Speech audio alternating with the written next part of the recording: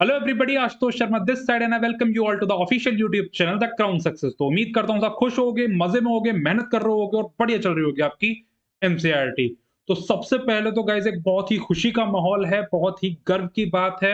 Chandrayaan 3 has successfully soft landed on the moon. तो first of all congratulations to all and India becomes the fourth nation to land on the moon, जो कि बहुत ही proud वाला, बहुत ही गर्व की बात है यार कि मतलब इसरो ने चंद्रयान 3 को सॉफ्टली लैंड करा दिया है मून पर। तो अब चंदा मामा दूर के नहीं टूर के हैं। तो ध्यान रखना भैया, बहुत जल्दी टूरिज्म स्टार्ट होने वाला है चंद्रयान पर। तो ये बहुत ही अच्छी बात है। यहाँ तक कि बिल नेल्सन जो नासा एडमिनिस्ट्रेटर हैं, उन्होंने भी ट्वीट किया है और इसरो को बधाई दी है, जो कि एक टाइम पर बहुत ज़्यादा ये बात हुई थी कि इसरो क्या ही करेगा, तो इंडिया जवाब देता है, इंडिया जवाब देना जानता है। तो proud to be an Indian guys, बहुत ज़्यादा गर्व की बात है, एक अलग ही एनर्जी फील हो रही है।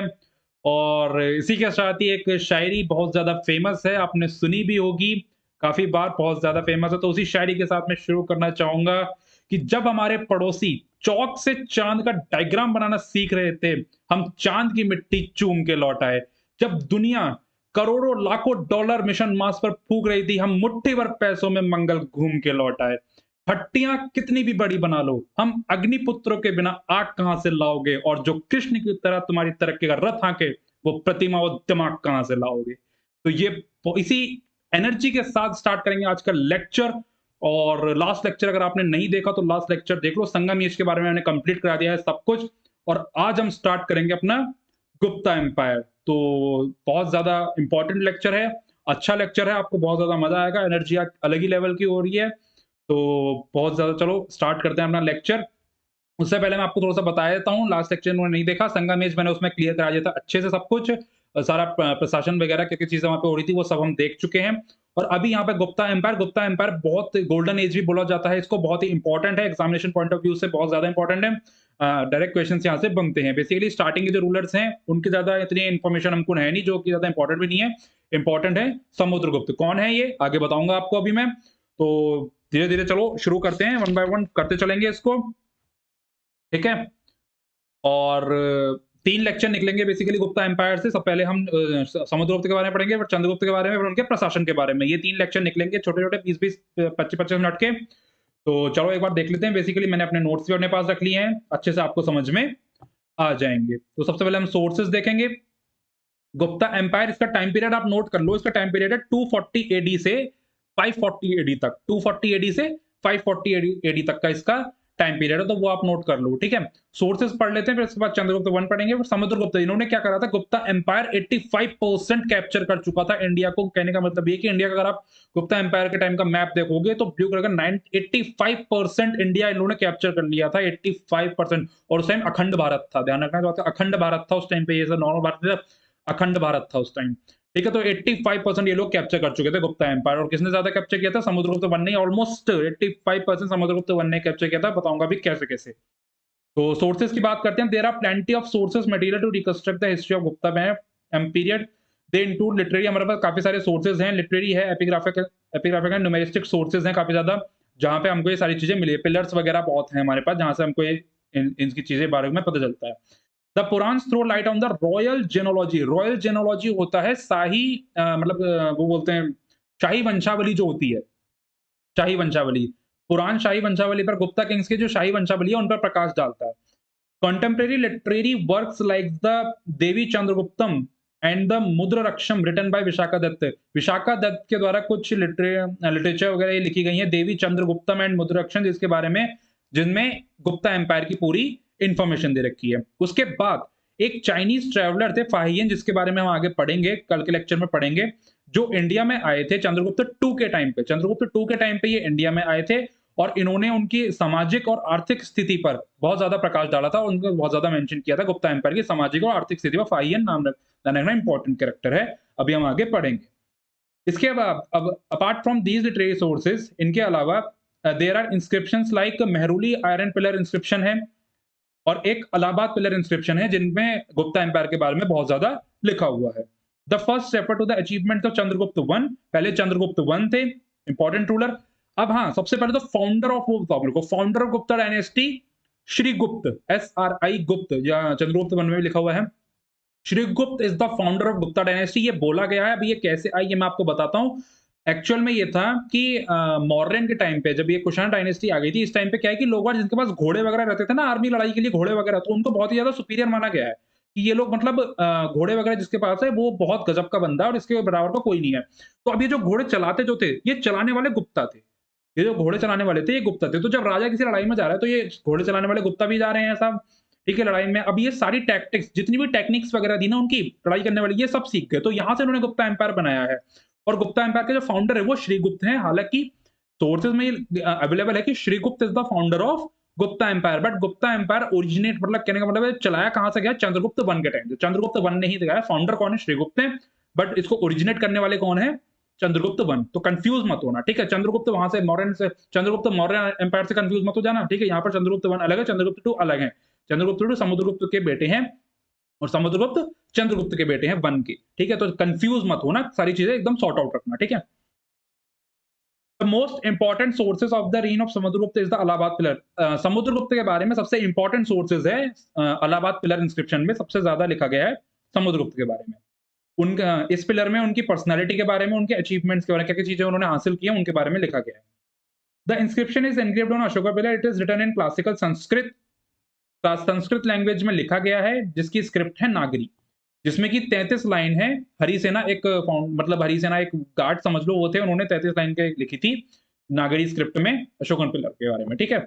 It describe the circumstances of Chandragupta accession is military camping, उसमें मिलिट्री कैंपिंग के बारे में, उनकी सेना कैसी थी, उग्र सेना थी, वैसे भी इनकी भी। उनके जो अपर गैंगटिक वैली पे जितना भी उनका प्रशासन था, उनके बारे में लिखा गया है। मैं बताता हूँ आपको कैसे-कैसे करा था। उनके जो मैट्रिमोनियल अलायंसेस थे, मैट्रिमोनियल संबंध थे, उनके जो वैवाहिक संबंध थे, वो भी यहाँ पे मेंशन किए गए हैं। ठीक है? The coin issued by the Gupta king contain legend and figures, coins वगैरह भी यहाँ पे इश्यू किए गए थे। ठीक है? ट्रेड वगैरह करते थे तो वहाँ पे बार्टर सिस्टम खत्म कर दिया था, कॉइन्स वगैरह आ गए थे। These coins provide interesting details about the title and sacrifice performed by the Gupta monarch. Gupta के जो मॉन्क्स वगैरह भिक्षुक वगैरह थे, उनके द्वारा क्या-क्या चीज़ें परफॉर्म की गई, वो ये कॉइन मेंशन करते हैं। चंद्रगुप्त वन के बारे में पढ़ते हैं, ये है इंपॉर्टेंट रूलर, हालाँकि इंपॉर्टेंट हैं, बट इतनी ज़्यादा हमारे पास इनके प्रति इन्फॉर्मेशन इतनी ज़्यादा हमारे पास नहीं है। जहाँ से भी निकली इन्फॉर्मेशन या पिलर्स वगैरह से इतनी ज़्यादा इन्फॉर्मेशन यहाँ पर नहीं मिल पाई। देखो यहाँ पे लिखा है the founder of the Gupta dynasty was Srigupta. Srigupta is the founder of Gupta dynasty. He was succeeded by Ghatotkacha. Ghatotkacha का इनका बेटा था जिसने इतना ज़्यादा एक्सपेंड नहीं किया था। इन दो को बोला जाता है महाराजा, इन दो को यहाँ पर महाराजा का टाइटल दिया गया था। Much information was not available about their rule. हमारे पास उनके रूल के जो जैसे उन्होंने रूल किया उसके अलावा हमें मतलब उनकी ज़्यादा इन्फॉर्मेशन हमारे पास नहीं है।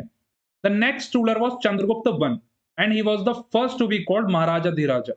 चंद्रगुप्त वन पहले रूलर थे इनके गुप्ता एम्पायर के, मतलब इंपॉर्टेंट रूलर जिनको महाराजा धीराजा टाइटल दिया गया। ध्यान रखना इंपॉर्टेंट है, वन डे एग्जाम में डायरेक्ट क्वेश्चन आता है। This title indicates his extensive conquest, he strengthen his position by matrimonial. इन्होंने वैवाहिक संबंधों से अपनी ताकत को ज्यादा बढ़ाया। युद्ध करने के मुताबिक उन्होंने वैवाहिक संबंध ज्यादा बनाए, उनसे अपनी ताकत को बढ़ाया। जैसे कि लिच्छवीज एक नेपाल की एक जगह है, नेपाल की लिच्छवी प्रिंसेस से इन्होंने शादी की थी। फिर उसके बाद इन्होंने कुमार देवी, जो लिच्छवीस एक कल्चर है, उनके कुमार देवी जो लेडी हैं उनसे शादी की थी। ठीक है? इससे क्या हुआ कि this added to the power and prestige of the Gupta family. Gupta family की इन्होंने पावर बढ़ा ली थी इस चीज से। इसके बाद इंपॉर्टेंट आयरन पिलर है Mehrauli iron pillar inscription mention his extensive conquest. जितनी भी उनकी लड़ाइयां हुई थी वो मेहरौली आयरन पिलर में वो सारी लड़ाइयां मेंशन थी। Chandragupta one is considered to be the founder of the Gupta era. देखो मैंने बताया ना, यहाँ पर क्या है, the founder of Gupta era Srigupta लिखा हुआ है, बट यहाँ पर क्या है, Chandragupta one is considered to be the founder of the Gupta era which start.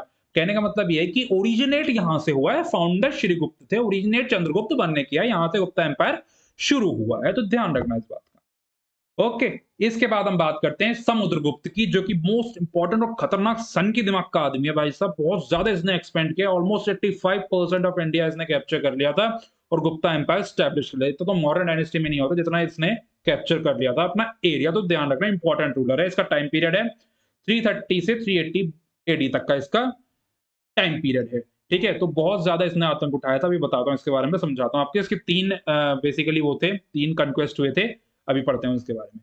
Samudragupta one Chandragupta one के बेटे हैं समुद्रगुप्त। इसको इंडियन नेपोलियन भी कहा गया है। नेपोलियन ने भी बहुत ज्यादा फैलाया था, इसने भी बहुत ज्यादा फैलाया, तो इसको भारत का नेपोलियन भी कहा गया है। ध्यान रखना, भारत के नेपोलियन से ध्यान रखना समुद्रगुप्त, ठीक है। Samudragupta was the greatest of the ruler of the Gupta dynasty. Gupta dynasty के सबसे बड़ा रूलर था Samudragupta. Allahabad pillar inscription provides a detail account on his reign. Allahabad pillar inscription के बारे में, मतलब इंस्क्रिप्शन में इसके बारे में सबसे ज्यादा लिखा गया। It refers to 3 stages in his military camping. उसके जितने भी आक्रमण वगैरह हुए थे उसमें 3 स्टेजेस इसने मेंशन कर रखे हैं कि 3 स्टेजेस पर इसने कार्रवाई की थी, ठीक है। तो 3 स्टेजेस अभी हम देख लेते हैं कौन कौन सी है। देखो, पहली में आ गया against some ruler of north India के कुछ रूलर्स के खिलाफ। फिर उसके बाद उसकी फेमस दक्षिण पथा, जो कि साउथ इंडियन रूलर्स के खिलाफ हुई थी। तीसरा कैंपेन हुआ था उसके, जो नॉर्थ इंडिया के कुछ बच्चे कुछ बच्चे रूलर्स बचे हुए थे उनके खिलाफ हुई थी। तो उसने ये लगा लो यहाँ से लेकर भाई साहब पूरा कैप्चर, इसमें अखंड भारत है नहीं, ये भी पोर्शन यहाँ पे भी जितना भी पोर्शन है ये भी था, और ये वाला पोर्शन भी था। ये पोर्शन तो मेंशन कर रखा है, जितना भी पोर्शन था इसने पूरा अखंड भारत यहाँ पे कैप्चर कर लिया था, ऑलमोस्ट साउथ इंडिया तक ये कैप्चर कर चुका था, ठीक है। फर्स्ट कैंपिंग के बारे में पढ़ते हैं। In the first campaign Samudragupta defeated Achyuta and Nagasena. Achyuta and Nagasena basically दो कल्चर। पहले कैंपिंग में इन दो को सबसे पहले इन दो से लड़ाई हुई कि बेटा आ जाओ। आने के बाद इसने कहा कि इधर आओ इधर आओ इधर आओ, रैपट रखे, रैपट रखने के बाद कि बेटा चलो निकल लो यहाँ से, ठीक है। तो Achyuta was probably a Naga ruler. Achyuta जो थे वो नागा रूलर थे। Nagasena belong to the Kota family. Nagasena Kota family से बिलोंग करते थे, जो कि upper Gangetic valley, Sindhu Ganga के मैदान के ऊपर का हिस्सा जो था वहां पर ये लोग रूल कर रहे थे, ठीक है। They were defeated and their states were annexed. Annexed बोले तो कब्जाना, कब्जा कर लिया। एनेक्स का मतलब होता है कब्जा करना। तो उनको हराया गया और उनके स्टेट्स को उन्होंने कब्जा लिया कि बेटे तो आया आया के मार दो, थप्पड़ थप्पड़ रखे, थप्पड़ रखने के बाद ये कैप्चर कर लिया। As a result of this short camping, छोटे से कैंपिंग का रिजल्ट क्या हुआ? Samudragupta had gain complete mastery over the upper Gangetic valley. कहने का मतलब इस छोटे से कैंपिंग के बाद क्या हुआ? समुद्रगुप्त ने अपर गैंगटिक वैली पे अपना पूरा एरिया कैप्चर कर लिया। ध्यान रखना, इंपॉर्टेंट है ये बहुत ज्यादा। रूलर जो है समुद्रगुप्त। देन समुद्रगुप्त, उसके बाद सेकंड की बात करते हैं। Then Samudragupta march against the south Indian monarch. South Indian की तरफ इसने मार्च करना शुरू करा है, साउथ इंडिया की तरफ गया। Allahabad pillar inscription mention that Samudragupta defeated. Allahabad pillar inscription में ये मिला है कि समुद्रगुप्त डिफीटेड 12 रूलर्स इन साउथ इंडियन एक्सपेडिशन। उसने 12 रूलर थे साउथ इंडियन एक्सपेडिशन, 12 रूलर को इसने लड़ाइयां लड़ी। 12 रूलर से इसने वैवाहिक संबंध नहीं बनाया, इसने हाथ पैर का संबंध बनाया कि बेटे जिस जहां तक जाऊंगा वहां तक तोड़ूंगा रख के। इसने वही काम करा। समुद्रगुप्त ने 12 रूलर को हराया, और वो कौन कौन से थे? कोशाला के महेंद्र, और महाकंठारा के व्यागराजा, फिर करोला के Mantaraja, Mahendragiri of Pishtapura, Swami Datta of Pottura, Damana of Erandapalla, Vishnugupta of Kanchi, Nilaraja of Avamukta, Hastivarman of Vengi, Ugrasena of Palakka, Kubera of Devarashtra and Dhananjaya of Kusthalapura. ये 12 रूलर्स थे जिनको उसने हराया था। Samudragupta policy in South India was different. South India में जो उसकी पॉलिसी ना वो डिफरेंट थी। पहले तो वो कब्जा लेता था, पहले नॉर्थ इंडिया में जितना भी करा उसने कब्जाया, मारा तोड़ा, कब्जाने के बाद अपना वो एरिया वहां पे रख लिया, उसको करते रहे काम को, ठीक है। यहाँ पे क्या करा कि इसने उनको डिस्ट्रॉय नहीं करा, उनका एरिया कब्जाया और क्या कहते हैं उन्हीं को सौंप दिया कि बेटे तुम इस पर राज करोगे, मेरे अंडर रह के रहेगा गुप्ता एम्पायर, लेकिन तुम चलो रख लो इसको, मौज लो। Instead he defeated the ruler but gave them back the kingdom. देखो यहाँ पे लिखा भी है, उसको हराने के बाद भी वो किंगडम्स उन्हें वापस दे दे कि बेटा तुम काम करोगे लेकिन मेरे अंडर रह के काम करना, बदतमीजी काट मत देना वरना दोबारा आके पीट दूंगा मैं। मेरा क्या, मैं तो दोबारा पीट दूंगा। तो ये कहा कि उसने ये कह के उसने कहा कि तुम काम करते रहो अपना, बदतमीजी मत काटना मेरे से बस कुछ भी। He only insisted on them to acknowledge sovereignty. अपने भैया जो उसके अधिकार थे वो अपना लो। उसने कहा कि बेटा मेरा जो अधिकार है, मेरे जो सिद्धांत है उसको अपना लो और कायदे से रहते रहो, ज्यादा बदतमीजी काटने की जरूरत नहीं है मेरे साथ। तो ये कह के वो कह रहा है कि चलो ठीक है सर ऐसे ही कर लेंगे, नमस्ते सर, नमस्ते कह के वो चल पड़े, ठीक है। इसके बाद हम बात करते हैं थर्ड स्टेज की। अब मैंने आपको बताया साउथ इंडिया वो कैप्चर कर चुका है। अब इसके बाद नॉर्थ इंडिया रूल के छोटे मोटे जो छोटे मोटे सरदार थे ना, छोटे मोटे जो बनते रहते हैं अपने आप में शेखी दिखाते रहते हैं, उनकी बारी है अब। The third stage of Samudragupta camping was to eliminate his remaining north India rivals. जो नॉर्थ इंडिया में छोटे मोटे बच्चे थे, अब उनके खिलाफ इसने कैंपेन बढ़ाया कि बेटा तुम ज्यादा उछल के दिखा रहे हो, इधर आओ तुम्हें चमाट लगाता हूं मैं घुमा के। He fought against 9 king. उसने 9 किंग के खिलाफ लड़ाइयां लड़ी, ठीक है। और उनका जो किंगडम था वो उखाड़ फेंका, अपरूटेड। देखो अपरूटेड लिखा ना, अपरूटेड का मतलब होता है उखाड़ फेंकना। And them and annex their territory. जो उनकी टेरिटरी थी, जितना उनका एरिया था वो सब उसने कब्जा लिया था 9 किंग के। अब वो कौन कौन से थे? Rudradev, Matjila, नागादत्त, Chandravarman, Ganpati Nagasena, Achyuta नदेन and बालवर्मन। ये कुछ 9 रूलर्स थे जिनको उसने पीटा था बहुत ज़्यादा, ठीक है? Most of this rulers were members of the Naga family. इनमें से काफ़ी ज़्यादा रूलर्स नागा फैमिली से बिलॉन्ग करते थे and then ruling over different parts of north India, और नॉर्थ इंडिया के डिफरेंट डिफरेंट पार्ट्स पे इन्होंने कब्जा बना रखा। छुप-छुप के इन्होंने कब्जा कर रखा था कि बड़ी यहाँ छुप के हम कब्जा कर लेंगे, यहाँ छुप के इन्होंने गया बेटा इधर आ और पीटा-पाटा और निकल गया, ठीक है? आफ्टर दीज़ मिलिट्री विक इतना सारा एरिया कैप्चर करने के बाद, इतनी सारी मिलिट्री विक्ट्रीज़ करने के बाद, समुद्रगुप्त परफॉर्म द अश्वमेध यज्ञ, यहाँ तक घोड़ा छोड़ता हूँ बेटे, जिसमें दम है रोक लो और भिड़ लो। तो ये भी उसने भी ये किया, पता नहीं घोड़ा तो ऐसे छोड़ते थे, पता नहीं क्या। और हाँ, घोड़े वालों को बहुत ज़्यादा सम्मान देते थे यार, इसको घोड़ा चलाना आता था। क्योंकि ये भी तो घोड़े से निकल के आए हैं। He issued gold and silver coins with the legendary restorer of the gold and silver coins, इसने मेंशन करवा दिए थे, जिसमें कि एक तरफ घोड़ा वगैरह ऐसा बनवा दिया था। It is because of his military achievement Samudragupta was held as Indian Napoleon. Held का मतलब सम्मानित किया गया। इतने ज्यादा मिलिट्री अचीवमेंट, इतनी ज्यादा विक्ट्रीज के बाद समुद्रगुप्त को इंडियन नेपोलियन के नाम से सम्मानित किया गया। ध्यान रखना, वनडे एग्जामिनेशन में डायरेक्ट क्वेश्चन आता है। ठीक हो गया? ओके। इसके बाद हम बात करते हैं extent of Samudragupta empire. Samudragupta empire का मतलब विस्तार कहां तक हुआ। ठीक है, आज बेसिकली हम समुद्रगुप्त वन पे पढ़ने वाले हैं। इससे क्या कि आप लोग कंफ्यूज नहीं होगे, छोटा लेक्चर रहेगा ना, तो आपको ये बेसिकली क्लियर हो जाएगा। अगर आपको समझ में नहीं आएगा दोबारा से लेकर लेंदी लेक्चर रहेंगे तो वो ज्यादा कंफ्यूज करेंगे आपको चंद्रगुप्त 2 में। तो चंद्रगुप्त 2 हम कल से करेंगे, कल शायद फाइन भी आ जाएगा, फाइन भी हमको पढ़ाएंगे। हाँ, फाइन विजिट भी है। फिर इसके बाद हम एडमिनिस्ट्रेशन, गुप्ता के जो प्रशासन थे वो हम तीसरे लेक्चर में करेंगे। ठीक है, ओके। तो after these conquest Samudragupta rule extended over the upper Gangetic valley. जितने भी कहने का मतलब ये है कि इतने सारे एक्सपेडिशन, इतने सारे मिलिट्री विक्ट्रीज करने के बाद सारे एरिया उसने कैप्चर कर लिया था। ठीक है, यहाँ तक कि ये देखो लिखा भी था, greater part of modern UP, a portion of central India and the southern west part of Bengal. कहने का मतलब ये पूरा हो गया था, नॉर्थ से लेके इधर तक फैल चुका था भाई साहब गुप्ता एम्पायर काफी ज्यादा। These territories were directly administered by him. ये जो जितनी भी टेरिटरी, इनका प्रशासन ये खुद संभालता था। जितनी भी टेरिटरीज थी ना, सारा प्रशासन इसके अंडर में रहता था। मतलब बहुत ज्यादा खतरनाक मल्टी टैलेंटेड बंदा था। इसका म्यूजिक का शौक था, डांसिंग का शौक था, और ये एक्सपेरिमेंट फैलाने का शौक था। वैवाहिक संबंध भी इसने बनाए। तो मल्टी टैलेंटेड आदमी था। अब हमारे अंदर जो टैलेंट है हम लोग निकाल नहीं पाते हैं, हम एक ही चीज के पीछे लग जाते हैं। आप जानते हो आपके अंदर भी बहुत टैलेंटेड हो, सही सही तरीके से पहचान नहीं पा रहे हैं हम एक चीज को। बेसिकली कहने का मतलब ये है, तो हम वहां पे दब जाते हैं, एक लिमिटेड पोर्शन में रह जाते हैं और चले जाते हैं फिर जिंदगी से। तो अपने टैलेंट को पहचानना चाहिए, जो आपके अंदर कला है वो निकल के बाहर आनी चाहिए। In the south there were tributary state, the Saka and Kushan principalities on the west and north west were the sphere of this influence. कहने का मतलब ये है कि जो साका और कुशान डायनेस्टी वगैरह थी, इन लोगों ने भी क्या है कि इनको भी इसने धमकी दी कि बेटा या तो लड़ लो या फिर बकायदा इज्जत के साथ मेरे साथ आ जाओ। तो ये उन्होंने कहा कि भाई साहब हम इज्जत के साथ आ जाएंगे, चलो। तो ये चल पड़े। The kingdom on the east coast of, पूर्वी तट पर, दक्कन के पूर्वी तट पर जो किंगडम्स थे, उन्होंने भी इसकी जो क्षमताएं थी वो, मतलब जो इनके रूल्स वगैरह थे उनको फॉलो कर लिया था। As far as the Pallava kingdom acknowledges suzerainty. ठीक है, सुजरेनिटी का मतलब होता है कि आधिपत्य। आधिपत्य मतलब उसके जितने भी प्रिंसिपल्स थे उनको फॉलो कर लेना।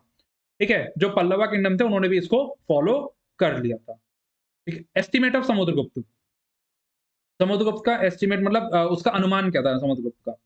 अनुमान एक बार देख लेते हैं। Samudragupta military achievements remain remarkable in the anal of history. कहने का मतलब कि बहुत ज्यादा प्रकाश इस पर डाला गया है।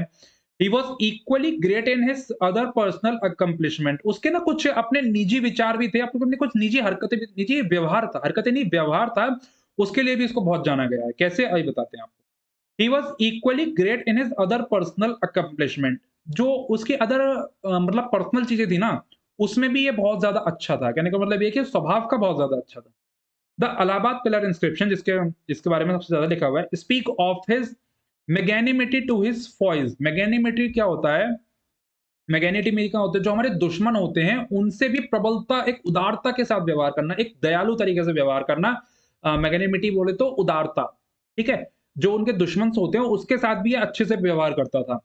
His polished intellect as poetic skill, उसके पास पोएटिक स्किल वगैरह भी थी, एक अच्छा व्यवहार भी था, पोएटिक स्किल भी। देख रहे हो वो शायर भी था, शायरी वगैरह भी करता था, स्किल्स भी थी, मारतोड़ भी करता था। तो मल्टी टैलेंटेड आदमी था। और and his proficiency in music, music में उसकी काफी अच्छी प्रोफिशिएंसी थी। म्यूजिक बहुत ज्यादा वो पसंद करता था, सुनता था, गाता था, बजाता था। ठीक है, उसे यहाँ से क्या है, म्यूजिक में जब उसकी प्रोफेशन थी तो यहाँ से उसको एक टाइटल भी मिला जिसको कवि राजा कहा जाता है। क्योंकि वो राइमिंग वगैरह भी कर लेता है, राइमिंग वगैरह शायरी वगैरह कर लेता है, तो यहाँ से उसको कवि राजा का टाइटल भी दिया गया।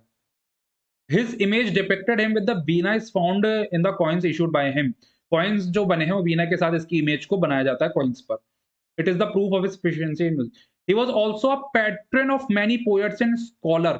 जितने भी बहुत सारे मतलब कहने का जितने भी काफी सारे कवि थे, रचनात्मक थे, उनका संरक्षक भी था, संरक्षण भी था उसका ये। ठीक है, जिसमें से एक थे हरिसेना। हरिसेना एक इंपॉर्टेंट पोएट थे, नाम ध्यान रखना। हरिसेना इंपॉर्टेंट पोएट थे जिनको मतलब बहुत ज्यादा ये मानता था। Thus, he must be credited with a share in the promotion of Sanskrit language and literature characteristic of his dynasty. Sanskrit language को उसने बहुत ज्यादा बढ़ावा दिया। He was an ardent follower of Vaishnavism. Vaishnavism को ये अंधभक्त था, वैष्णविज्म को ये प्रॉपर फॉलो करता था, लेकिन जो अदर रिलीजन थे उनका भी सम्मान करता था। ये नहीं कि मैं हूं सब कुछ, ये अदर रिलीजन का भी सम्मान करता था। He envied keen interest in Buddhism and was the patron of the great Buddhist scholar Vasubandhu.